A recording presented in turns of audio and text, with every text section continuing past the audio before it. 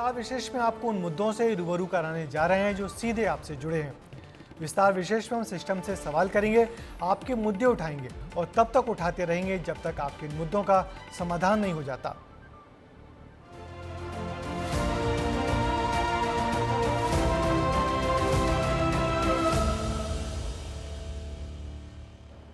सबसे पहले बात मध्य प्रदेश के बुरहानपुर शहर की। भारी गर्मी के दिनों में यहाँ के रहवासी डायरिया से परेशान हैं। करीब 100 से ज़्यादा लोग बीमार हैं और 2 बच्चों की तो मौत भी हो चुकी है। यहाँ के रहवासी दूषित पानी का आरोप लगा रहे हैं तो जिम्मेदार इससे साफ इनकार कर रहे हैं। और तो चुनावी मौसम में इस मामले पर अब सियासत भी जमकर हो रही है। हमारे सहयोगी मोहसिन तड़वी की ये रिपोर्ट देखिए।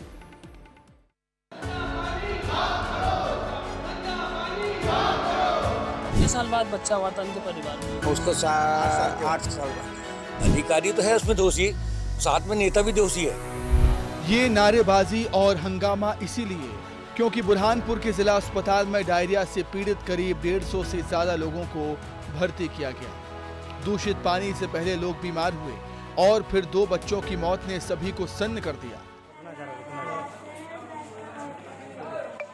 जो बच्चे जो बीमारी के साथ में आ रहे हैं वो गैस्ट्रोएंटेराइटिस है, डायरिया की बीमारी है, जो पिछले 2-3 दिन से लगभग 25 से 30 बच्चे प्रतिदिन भर्ती हो रहे हैं और साथ में डिहाइड्रेशन, पानी की कमी के साथ में भर्ती हो रहे हैं, लूज मोशन, वोमिटिंग, फीवर के साथ में भर्ती हो रहे हैं।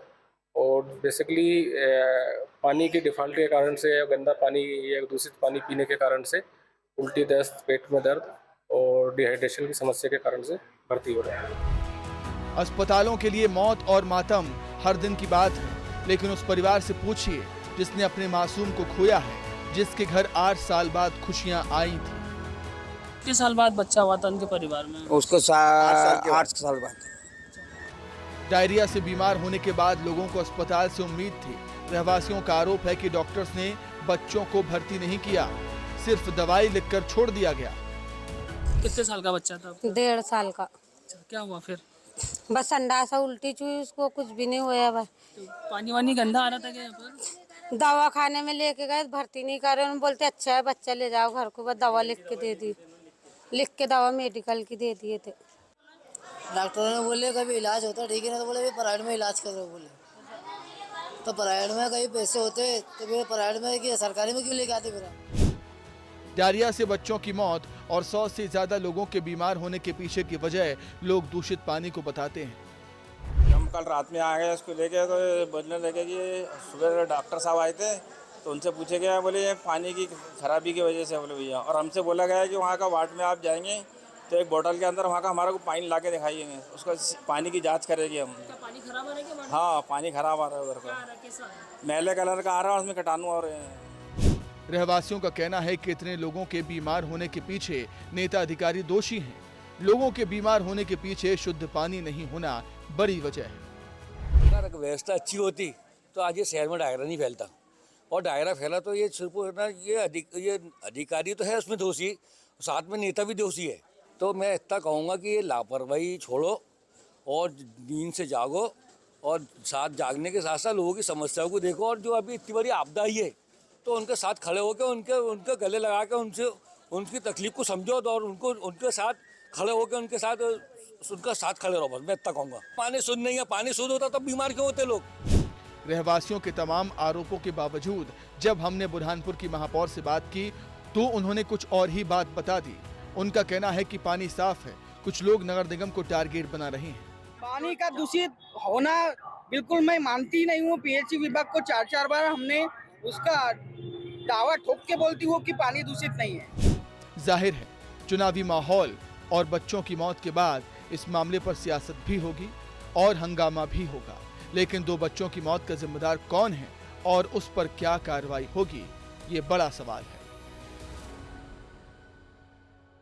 जिला अस्पताल की बात करें तो करीब 150 से अधिक मरीज नागझरी वार्ड और कई वार्डों के लोग वहां पर भर्ती है और उनका उपचार किया जा रहा है। डॉक्टरों ने भी कहा कि 2 बच्चों की जो मौत हुई है वो डायरिया से हुई है, लेकिन महापौर दावे के साथ कह रही है कि डायरिया से उनकी मौत नहीं है और हमारा जो पानी है वो शुद्ध है। लेकिन वार्डवासियों का आरोप है कि पानी दूषित पीने से बच्चों को डायरिया हो रहा है। कैमरा पर्सन कासिफ के साथ मौसम तड़वी, स्टार न्यूज़, बुरहानपुर।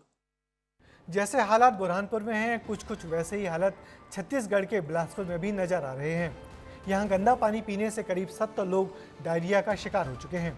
500 से ज़्यादा घरों में बदबूदार पानी आ रहा है और इसके पीछे रतनपुर के खुंटा घाट से हो रही पानी की सप्लाई को वजह माना जा रहा है। हमारे सहयोगी आशीष दुबे की ये रिपोर्ट देखिए।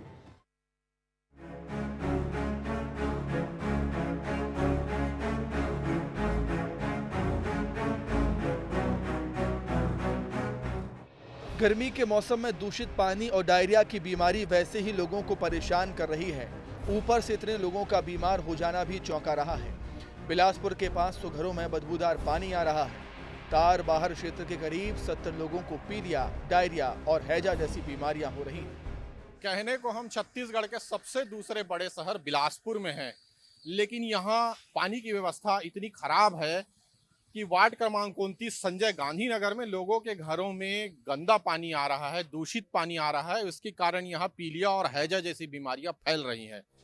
यहाँ के रहवासी गंदे और बदबूदार पानी की शिकायत कर रहे हैं, जिससे बड़ों के साथ साथ बच्चे भी बीमार हो रहे हैं। निगम वालों ने, कुछ कर्मचारियों ने कि खुटा घाट से अटैच कर दिया गया है, वो पानी मोहल्लों में सप्लाई किया गया है, जो पूरी तरह से दूषित था और बदबूदार था। अब वो लोगों के हर घर में पहुँचा है, जिसकी वजह से आज कई घरों में बच्चे बीमार हैं, बड़े लोग बीमार हैं, हॉस्पिटलों में भीड़ लगी हुई है। परेशानी का आलम यह है कि पहले पानी भरने के लिए लोग परेशान होते हैं, फिर उन्हें पीलिया और डायरिया जैसी बीमारियां घेर रही हैं। पानी बहुत गंदा आ रहा है यहाँ पर और लोगों को पीलिया हो रहा है, बहुत ही प्रदूषित पानी आ रहा है। पानी सही नहीं आ रहा है, घर में हमारे भी पीलिया हो चुके लड़के को। एक तरफ रहवासी इतने परेशान हैं तो जिम्मेदार इसे सिरे से नकार रहे हैं। स्वास्थ्य विभाग के ज्वाइंट डायरेक्टर एम आर्य का कहना है कि क्षेत्र में कैंप लगाएंगे। अभी मेरे पास तो फिलहाल रिपोर्ट नहीं आई है, इसको आपके द्वारा ही जानकारी दी गई है कि ये चीज़ फैला हुआ है। और तारबहार क्षेत्र में जैसा आप बता रहे हैं कि दूषित पानी की वजह से, तो दूषित पानी की वजह से ही ये रोग फैलते हैं। कि कहीं भी इस टाइप की स्थिति होती है कि जहाँ पीड़ित लोग ज़्यादा रहते हैं तो कैंप लगाते हैं, घर घर सर्वे भी कराते हैं। दरअसल ये परेशानी रतनपुर के खूटा घाट से हो रही पानी की सप्लाई की वजह से हो रही है, जिस वजह से गंदगी की समस्या है। निगम के अधिकारी सैंपल टेस्ट कराने की बात कह रहे हैं। मान में खूटा घाट से ट्रीटेड वाटर की जो सप्लाई हो रही है उससे सप्लाई किया जा रहा है, तो थोड़ा टेस्ट में फर्क आ रहा है। गंदा पानी मतलब मटमैला पानी की शिकायतें आई हैं, इसमें कुछ मिट्टी शेष रह गए थे, तो वहाँ से पानी में भी थोड़ी मिट्टी की शिकायत है, बहुत जल्द शीघ्र दूर हो जाएगी। स्थिति जो ये बता रहे हैं कि पीलिया है, बच्चों को हैजा हो रहा है, खासतौर पर छोटे बच्चे। 70 घरों में ये परेशानी इस वार्ड में बनी हुई है, लेकिन न नगर निगम ध्यान दे रहा है और न इनके पार्षद। तो आने वाले समय में ये देखना दिलचस्प होगा कि क्या इन वार्ड वासियों की समस्या की ओर प्रशासन ध्यान देता है या ऐसे ही बीमार करने के लिए उनको छोड़ दिया जाता है। कैमरामैन छवि कश्यप के साथ आशीष दुबे, विस्तार न्यूज। शहरों में कम से कम लोगों के घर पानी तो पहुंच ही रहा है, लेकिन गांव में पानी शब्द का पर्यायवाची ही परेशानी बन चुका है। हम बात कर रहे हैं मध्य प्रदेश के सीधी जिले की। यहाँ के लोग अपनी जान खतरे में डालते हैं, तब कहीं जाकर उन्हें पानी नसीब होता है। हमारे सहयोगी शरद गौतम ने गांव वालों के साथ पानी भरने का सफर तय किया। आप भी देखिए जमीन से जुड़ी ये रिपोर्ट। सिर पर पानी से भरे बर्तन, करीब 15 फीट की सीधी चढ़ाई, पथरीला और ऊबड़ खाबड़ रास्ता। सीधी जिले के छिरहवा टोला गांव की ये तस्वीर है। आजादी के दशकों बाद भी हैरान करती है। कागजों पर तो यहाँ अमृत सरोवर का पानी बह रहा है, पर असलियत में ग्रामीण पानी भरने के लिए पसीना बहा रहे हैं। हर जगह पानी, बिजली और खाने की सामग्री पहुंच चुकी है, लेकिन आज भी लोग पानी पीने के लिए यहाँ जंगल में जा करके लगभग घर से 3 किलोमीटर जा करके पानी निकालते हैं। आप सोच रहे होंगे कि पानी भरने की जद्दोजहद महज कुछ किलोमीटर दूर जाकर इस कुएं से भरने तक ही होगी, लेकिन आप अंदाजा भी नहीं लगा सकते कि इस भीषण गर्मी में गांव वालों को किस मुश्किल का सामना करना पड़ता है। हर दिन ये लोग अपनी जान जोखिम में डालकर इस पहाड़ी से नीचे उतरते हैं, फिर पानी से भरे बर्तन को ढोकर ऊपर तक का सफर तय करते हैं। पानी का समस्या है, पानी बहुत नदी जैसन, अभी कुआं है, कुआं से ले जैसन। कितने किलोमीटर चढ़ के आप लोग आते जाते हैं? हमें मीटर नहीं जाने भैया। 1-2 किलोमीटर होगा। 2 किलोमीटर हो। ये आपके बगल में अमृत सरोवर बना हुआ है, इसमें पानी नहीं है क्या? नहीं। पानी के लिए ग्रामीणों का हर दिन का सफर कितना मुश्किल है, ये खुद हमारे सहयोगी ने महसूस किया। चाहे पंछी हो चाहे जानवर हो, उनके लिए पानी व्यवस्था नहीं है। इंसान की बात तो अलग कहें, लेकिन इंसान जो है यह पहाड़ के नीचे से पानी लेके आते हैं। काका को देख रहे हैं, महिलाओं को देख रहे हैं, छोटे छोटे बच्चे को देख रहे हैं, ये पानी लेके आते हैं। कितना 2-3 किलोमीटर इनको चल के पानी लेने जो रास्ता है, ऊपर खबर रास्ता है, अगर गिर जाए तो इनके लिए कोई व्यवस्था नहीं है। ग्रामीणों से बातचीत में ये भी पता चला कि यहाँ पानी के साथ साथ बिजली की भी परेशानी है और नेताजी उनकी समस्या सुनने नहीं बल्कि सिर्फ वोट मांगने आते हैं। तो आप पढ़ाई कैसे करती हैं? लालटेन जला के। लालटेन भी हाँ। व्यवस्थाएं नहीं थी, वोट लेने के लिए आते हैं, बोल देते हैं 4-5 दिन बाद में हम दे देंगे पानी। हाँ। और अगर जीत गए तो पानी देने के लिए भूल जाते हैं। छिरहवा टोला के ग्रामीण इसे लेकर कई बार शिकायत भी कर चुके हैं, लेकिन अब तक इसका समाधान नहीं हुआ। ग्रामीणों की परेशानी को लेकर जब हमने सीधी कलेक्टर से बात की तो उन्होंने जांच के बाद कार्रवाई और जवाब देने की बात कही। अब देखना होगा कि प्रशासन कब तक एक्शन लेगा। सरकार के और प्रशासन के कानों में जू नहीं रेंग रही है। अब देखना होगा कि इस खबर का कितना असर होता है सरकार पर और कितनी जल्दी व्यवस्था इनके करते हैं, ये देखने वाली होगी। विस्तार टीम जो है 0 ग्राउंड पर पहुंची है, 0 ग्राउंड से ये पूरी खबर उठा रही है। विस्तार जो है पूरी विस्तार से खबर दिखाएगी और जल्द से जल्द विस्तार के चैनल से ही लोगों का जो है जीवन यापन सफल होगा। बने रहिए सीधी से शरद गौतम, विस्तार न्यूज। उज्जैन के महाकाल मंदिर के पास जब महाकाल लोक बनाया जा रहा था, उस दौरान पुरातत्व विभाग को कई तरह के अवशेष मिले थे, जिसमें 1000 साल पुराना शिव मंदिर भी शामिल था। अब पुरातत्व विभाग इन मूर्तियों को मंदिर में विराजमान करने जा रहा है। जुलाई महीने तक ये नया मंदिर बनकर तैयार हो जाएगा। उज्जैन के महाकाल लोक में इसे लेकर कैसी तैयारियां चल रही हैं, संतोष कृष्णानी की इस खास रिपोर्ट में देखिए।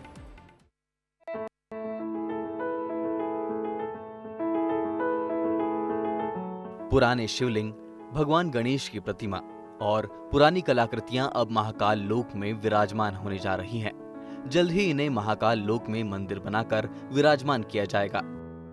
विश्व प्रसिद्ध बाबा महाकालेश्वर के दिव्य अलौकिक दरबार को जब बड़ा किया जा रहा था, जब मंदिर परिसर का विकास कार्य चल रहा था, तब यहाँ पर जमीन खोदी जा रही थी। जमीन जब खोदी गई तब यहाँ पर प्राचीन काल के वैभव अनुसार यहाँ पर कई प्रतिमाएं यहाँ पर मिली थी।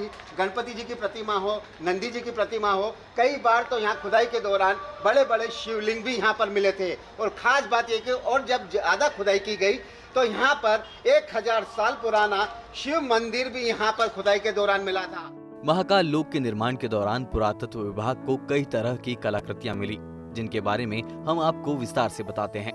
परिसर में प्राचीन मूर्तियों के अवशेष मिले, 1000 साल पुराना शिव मंदिर मिला, भगवान गणेश की प्रतिमा, नंदी की प्रतिमा, मंदिर के पिलर, पुरानी कलाकृतियां भी पाई गई।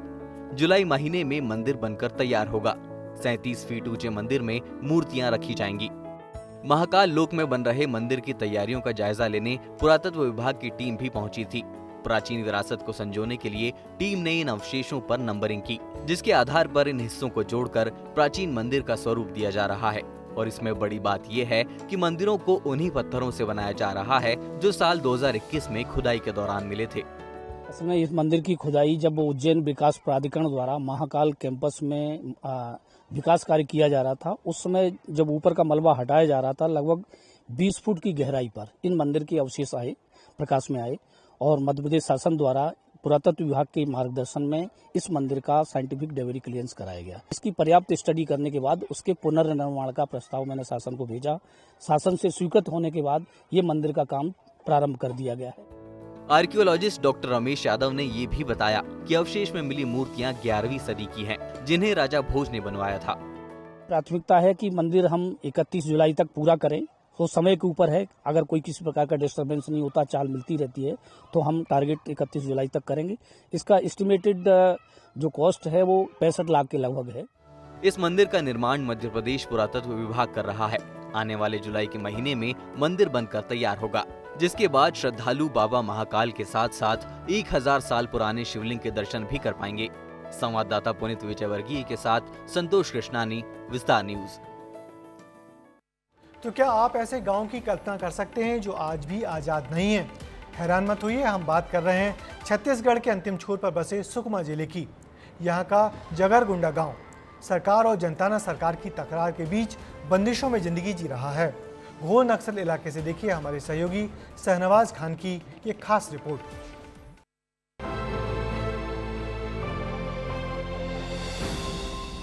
इस गांव में आना है तो सरकार और जनताना सरकार दोनों को ही सवालों के जवाब देने होंगे। यहाँ ना तो कोई गांव के अंदर आ सकता है, ना गांव से बाहर जा सकता है। जगरगुंडा में आज भी नक्सलियों का भय कायम है और आज भी रात 8 बजे के बाद इन दरवाजों को बंद कर दिया जाता है और पुनः सुबह खोला जाता है। इन दरवाजों को इसलिए बंद कर दिया जाता है कि कहीं ना कहीं आज भी ग्रामीणों में नक्सलियों का दहशत कायम है और आज भी लोग यहाँ से बाहर निकलने रात को डरते हैं। गांव के चारों ओर कटीले तार लगे हैं। गांव के अंदर एंट्री लेने के लिए 3 गेट हैं, जो रात 8 बजे के बाद बंद कर दिए जाते हैं। जिला मुख्यालय से 90 किलोमीटर दूर बसे इस गांव में पहुंचकर ऐसा लगता है मानो इन लोगों को आज भी आजादी नहीं मिली हो। आप लोग रात को बाहर जाने के लिए डरते हैं? वही नक्सली कारण से, मतलब रात को इधर उधर नहीं जाते हैं। धीरे धीरे करके जैसे चावल वाल दिया करते थे, उसमें भी मतलब कई प्रकार के लड़ाई झगड़े होते थे, लेकिन हम लोग एक खाना बदूसी जीवन जिए इस कांटों के बीच में। ना तो बाहर जा सकते थे ना अंदर आ सकते थे, हम लोग सिर्फ वही खाना खा के मतलब एक सुअर की जिंदगी जी रहे थे। जगरगुंडा दंतेवाड़ा, सुकमा और बीजापुर का जंक्शन पॉइंट है, लेकिन नक्सलियों ने इसकी कनेक्टिविटी को देखते हुए यहाँ की सड़कों को काट दिया या बारूदी सुरंगों से उड़ा दिया। आज भी ग्रामीणों को राशन जैसी जरूरत के लिए पैदल सफर करना पड़ता है। माओवादी और सलवा जुलूम की लड़ाई के लगभग 18 साल बाद आज भी यहाँ के ग्रामीण कड़ी मशक्कत के बीच सरकारी योजनाओं का लाभ लेने को मजबूर हैं। आप जो मेरे पीछे इस स्ट्रक्चर को देख रहे हैं, यहाँ पर यहाँ के आसपास के ग्रामीणों को यहाँ से सरकारी राशन अवेलेबल होता है। कहाँ जाना पड़ता है आप लोग को राशन लेने? गाँव जाना पड़ता है जी। कौन सा गाँव? मिलमपल्ली। हाँ, मिलमपल्ली जी। मतलब राशन लेने आप लोग मिलमपल्ली जाते हो और जगरगुंडा में रहते हो जी। एशिया का सबसे बड़ा इमली का हब कहलाने वाला जगरगुंडा गांव 2 दशक से ज्यादा समय से नक्सली खौफ के बीच जीने को मजबूर है, लेकिन तमाम मुसीबतों के बाद जगरगुंडा में खुली स्कूल उम्मीद की किरण लेकर आई है। कई बच्चे पहली बार स्कूल पहुंच रहे हैं। समस्या थी और जो लोग भयभीत होकर के भाग गए थे, वैसी अब कोई समस्या नहीं है। अभी तो मन में, सभी के लोगों के मन में जो है काफी जो है उत्साह है। फिर से जो है जगरगुंडा बसने में सभी लोगों को काफी जो है मतलब परेशानी से दूर भी हुआ। ग्रामीणों से जब विस्तार न्यूज ने बात की तो उनके चेहरे खुशी से खिल उठे। आज भी इतनी परेशानियों के बीच वो खुश हैं क्योंकि डर पहले से कम हुआ है। युवाओं को भी आस है कि गांव की तस्वीर अब बदल जाएगी। डर का माहौल तो नहीं है, क्या कुछ लोगों की वजह से सुरक्षा देना बहुत जरूरी हो जाता है। कुछ फोर्स में है तो कुछ ठेकेदार हैं, कई ऐसे प्रकार के। बाकी लोग को तो कोई डर नहीं है, वो दिन रात जा सकते हैं। हम लोग को जैसे खुलवाने का रहता है, किसी को इमरजेंसी रेफर करने का रहता है। कोई मेरे पीछे देख सकते हैं कि गेट को बंद कर दिया जा रहा है, तो कहीं ना कहीं ये सिचुएशन आप ठीक अंदाजा लगा सकते हैं कि क्या कुछ बीतता होगा गाँव के लोगों के इसमें और कैसे लोग रहने को मजबूर हैं। तो हमने आपको आपसे जुड़ी खबरें दिखाई, आपके मुद्दे उठाए। आगे भी हमारी कोशिश रहेगी कि विस्तार विशेष में आपके मुद्दों, आपकी खबरों को प्रमुखता से जगह मिले। अब मुझे दीजिए इजाज़त, आपसे फिर मुलाकात होगी आपकी कुछ और खबरों के साथ।